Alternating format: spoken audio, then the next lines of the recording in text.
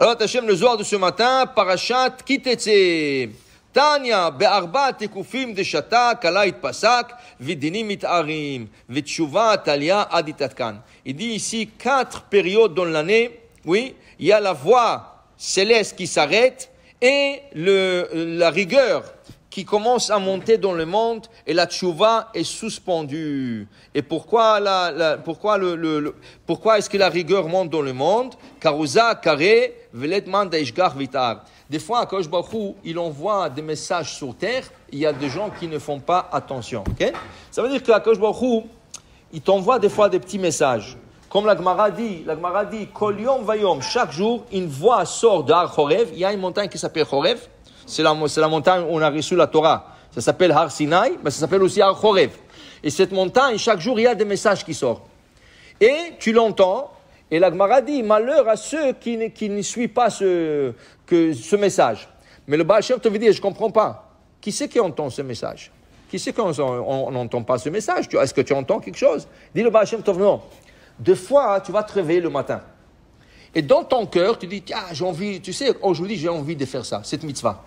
J'ai envie de faire ça, j'ai envie d'aller là-bas. D'où viennent ces envies quand tu te réveilles le matin? Où est-ce qui vient? Justement de là-bas. Cette voix, on ne l'entend pas, mais on la sent dans notre cœur.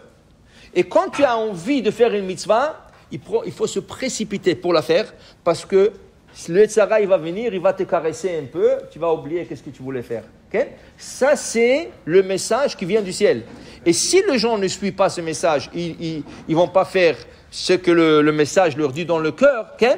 Là, dinin, la rigueur s'élève dans le monde. Vetshuva talia, et la tchouva est suspendue jusqu'à que les gens commencent à entendre et comprendre qu'ils doivent faire teshuvah, qu'ils doivent repentir. Surtout maintenant, on est dans le mois de Elul. Après toute une année, on a passé toute une année. Maintenant, on est vers la fin de l'année. Okay? La fin de l'année, c'est le temps de faire un peu de teshuvah. C'est le temps un peu de se réfléchir. Qu'est-ce que j'ai fait du mal? Qu'est-ce que je n'ai pas fait? Pas toujours qu'est-ce que j'ai fait du mal. Des fois aussi, c'est une question qu'est-ce que je n'ai pas fait. Par exemple, un gars qui est chez lui à la maison. Il sort pas, il parle pas la shonara avec les gens, il fait pas de mal. Ok, il fait pas de mal. Mais qu'est-ce qu'il a fait? Est-ce qu'il a fait du bon? Il n'a pas fait du bon. Okay? Il n'a pas mis de filim. Okay? Il n'a pas fait plein de choses qu'il faut faire. Alors, il y a 2 choses. Surmera va'asetov. S'enlever du mal et faire le bien. Surmera, alors le gars est chez lui à la maison. Ok, il n'a rien fait du mal, mais il n'a pas fait tov. Il n'a pas fait du bien. Le bien, c'est de mettre les tefillim. Alors, c'est comme quelqu'un, Shabbat, il rentre dans le lit, il ne sort pas. Du vendredi soir jusqu'à samedi soir, il ne sort pas du lit. Celui-là, il n'a fait aucun mal. Il avait la chance de rien faire de mal. Okay? Mais il n'a pas fait la prière de Shabbat. Il n'a pas fait les soudas de Shabbat. Okay? Il n'a pas fait plein de choses. Alors, il s'est enlevé du mal, mais il n'a pas fait du bien. Alors c'est ça, c'est pas toujours quand on dit de faire tchouva, les gens disent, ah non, moi je suis bien, moi je vole pas, moi je tue pas, moi je parle pas la shonara, c'est très bien, c'est excellent, mais est-ce que tu fais du bien aussi? Est-ce que tu fais du bien? C'est ça, il faut voir. Surmera va'asetov, fais aussi le bien. Alors c'est pour ça que ce message, il vient, et des fois tu as envie, tu sais quoi, aujourd'hui je vais aller à la synagogue, tu sais quoi, aujourd'hui je vais faire la prière, tu sais quoi, aujourd'hui je vais aller écouter un cours de Torah. Ces messages qui viennent dans ton cœur, il faut le suivre. Des fois tu as de l'intuition. Les gens l'appellent l'intuition. Ah, j'aurais dû écouter, comme dans ton cœur, tu veux acheter quelque chose, et à la fin, tu ne l'as pas acheté. Et après, c'est devenu une mine d'or.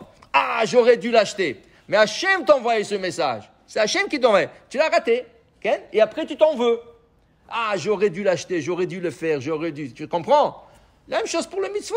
Quand Hachem t'envoie un message d'aller écouter un cours de Torah, de faire le tefillim, de faire le Shabbat, de faire ça, c'est des messages que tu as dans le cœur, il faut suivre. Parce qu'après, tu vas le regretter. Alors, dit le Zohar, combien c'est important de suivre ces messages. Vim yetuvun yetuv. Et si il fait teshuvah, oui, alors maintenant il emmène l'abondance dans ce monde et il dit les Zohar au Chedin, il crie va être atsev bet brai. Celui qui est triste de tout ça, c'est notre père, c'est Akadosh Baruch Hu. Okay? C'est comme un père quand il voit son fils qui ne suit pas ce conseil. Le père est chacham. Il dit à son fils, écoute mon fils, c'est pas comme ça qu'il faut faire les affaires.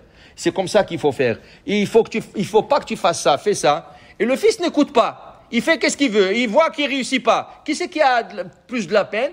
Pas celui qui le fit, c'est le papa. Ah, c'est dommage, je lui ai averti, je lui ai dit de faire. Pourquoi il ne m'a pas suivi? Pourquoi il ne m'a pas écouté?